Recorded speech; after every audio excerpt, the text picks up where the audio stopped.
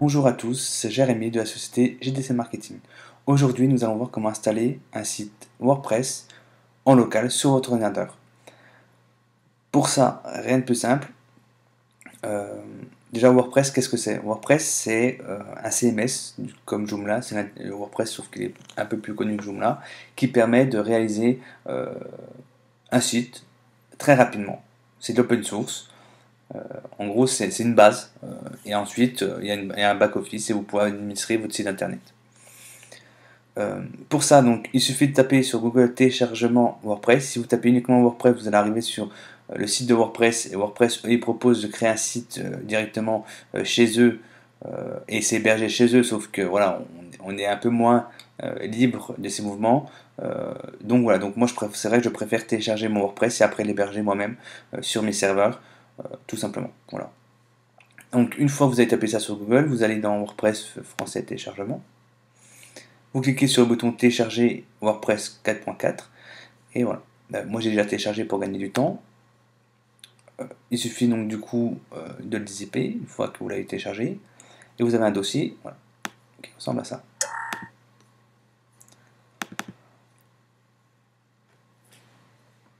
Ensuite, une fois que vous l'avez téléchargé, on va le mettre dans. Donc on ouvre WAMP, je crois que d'ailleurs il est déjà ouvert. On démarre le serveur, d'accord.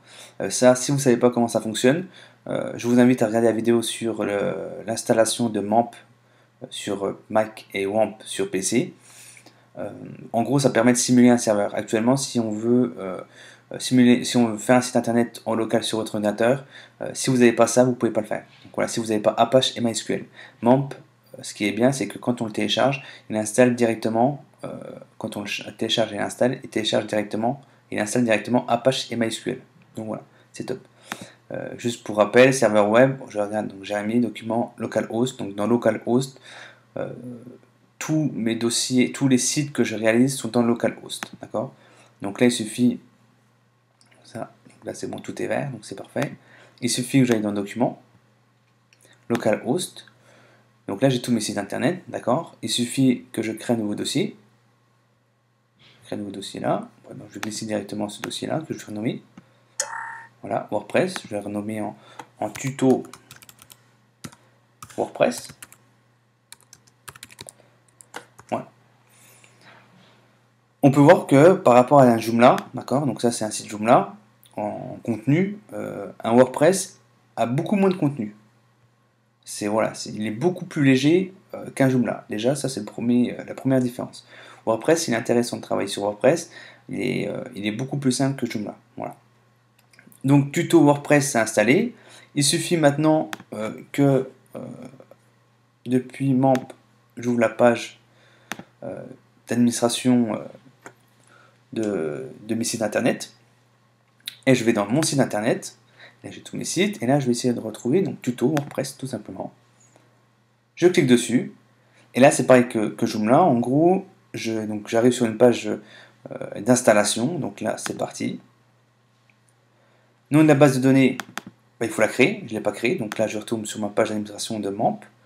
Je vais dans PHP-Man. Si vous ne savez pas comment ça fonctionne, je vous invite encore une fois à regarder les vidéos sur MAMP où j'en parle. Donc PHP-MyAdmin, base de données. Je crée tuto WordPress. Voilà, je copie-colle. Je copie. Et je colle. Donc la base de données. Alors identifiant sur MAMP et WAMP, qu'on soit sur PC donc, ou sur Mac, c'est root. La seule différence c'est dans le mot de passe. Si on est sur MAMP, sur donc PC, Mac, pardon, ça sera root. Si on est sur PC, avec WAMP, ça sera, on met rien, tout simplement. Là on est sur Mac, donc on met root. Localhost, ça on laisse toujours comme ça. Et le préfixe, j'aime toujours, voilà, le personnaliser au maximum. Tuto. Et j'envoie. On attend un petit peu, voilà, lancer l'installation. Donc là, il me demande de renseigner des informations. Donc là, le site, c'est tuto WordPress. L'identifiant pour se connecter.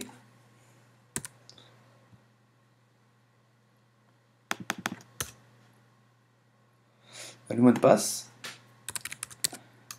Donc là, je vais mettre un mot de passe fictif.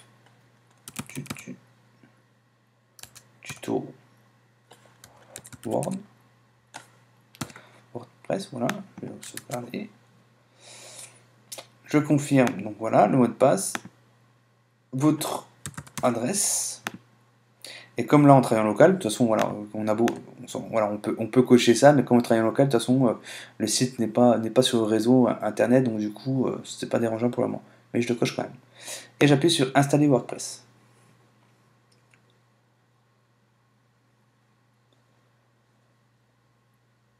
Donc ça a été installé avec succès, et là j'appuie sur se connecter. Donc automatiquement là, on peut voir, donc ça vous pourrez le garder à l'esprit, c'est que pour aller dans la partie back-office d'un WordPress, il faut taper tout simplement wp-logging. Donc si je tape uniquement ça, ça marche pas, d'accord, il faut juste voilà, .php, et là j'arrive sur la page de login pour arriver dans le back-office. Ok, donc avant de vous montrer le back-office, je vais vous montrer donc le front-office.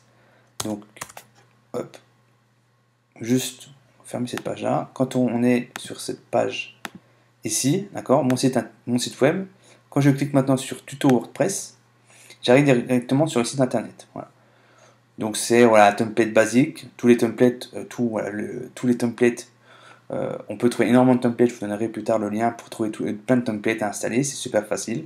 En plus, il y a toujours une documentation très bien faite dessus. Donc voilà, et de toute façon je ferai un petit tuto là-dessus sur l'installation d'un template sur WordPress. Voilà. Donc là pour le back-office, wp-admin.php, admin,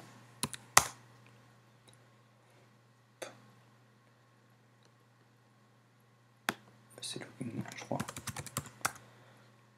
Ouais, voilà, wp-login. Là, je tape mes informations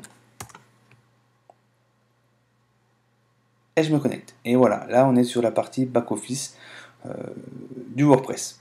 Donc là, on a plein d'informations. Là, on peut directement installer un thème depuis. Donc là, c'est des thèmes déjà préinstallés. Mais on peut chercher. C'est donc depuis ici qu'on va pouvoir ajouter un nouveau thème. Donc là, je crois que de mémoire, ils en proposent. Voilà, ils en proposent. Je pense que c'est des, voilà, je sais pas si c'est gratuit ou il faut payer. Voilà, ils proposent plein de thèmes, il suffit de cliquer dessus, d'installer, et voilà.